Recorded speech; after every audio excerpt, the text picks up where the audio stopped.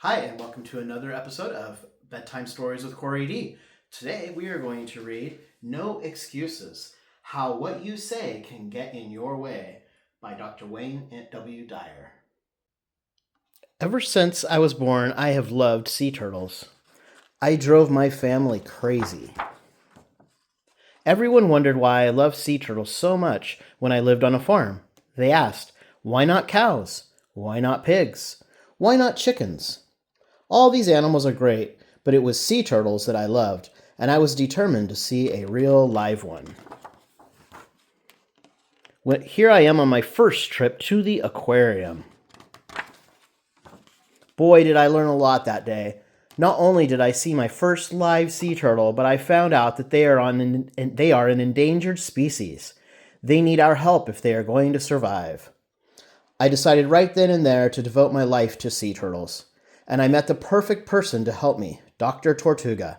Dr. Tortuga was a scientist, a marine biologist. She is an expert on sea turtles, and her job is to study and protect them.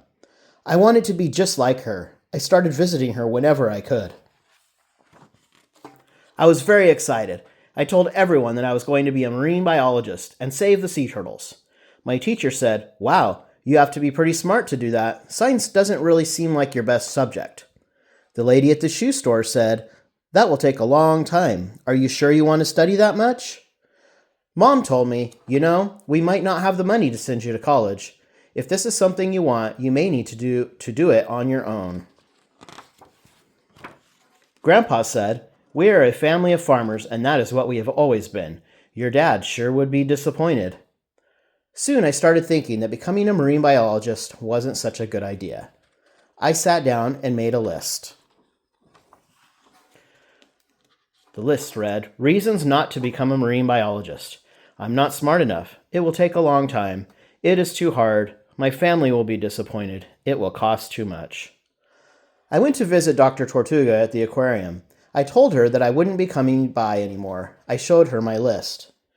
"Well," she said, "this is nothing but a list of excuses. Excuses are just words that stop you from doing what you want, being what you want, and having what you want." For example, you want to be a marine biologist. You've heard lots of opinions from people, and now you feel like there are things standing in the way of your goal. When you find yourself with a list of excuses like this, it's time to ask yourself some important questions. Why am I making an excuse? People make excuses for all kinds of things. Excuses give us a reason not to do things that seem hard or scary. Making excuses can cause you to miss out on a lot in life. Where did the excuse come from? You might want to blame excuses on your parents, teachers, and friends. But no matter what anyone else says, there is only one person an excuse comes from, and that is you. Why? Because only you can choose to use the excuse or not. Is the excuse true? When you say something like, "It is too hard to become a marine biologist," or "My family will be disappointed," do you know these things are true? Are you 100% sure that it will be hard, that people will be disappointed? Of course you don't. The only way you will know is to do it and find out for yourself. How can I get rid of excuses? Now you know where excuses come from, why you make them, and how to find out if they are true.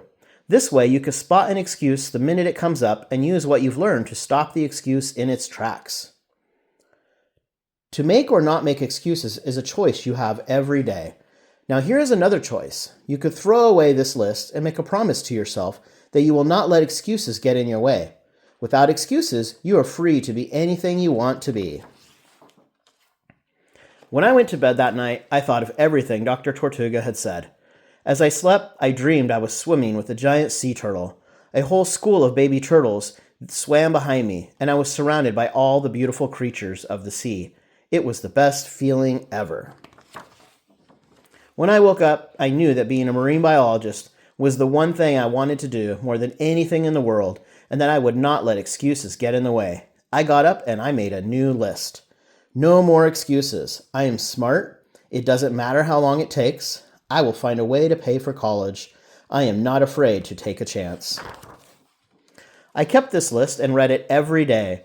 When I was doing homework and taking tests, I told myself, I am smart, and I believed it. When I was working in the snack bar, cleaning windows and caring for dolphins to earn money for college, I reminded myself that I was doing this to make my dream come true.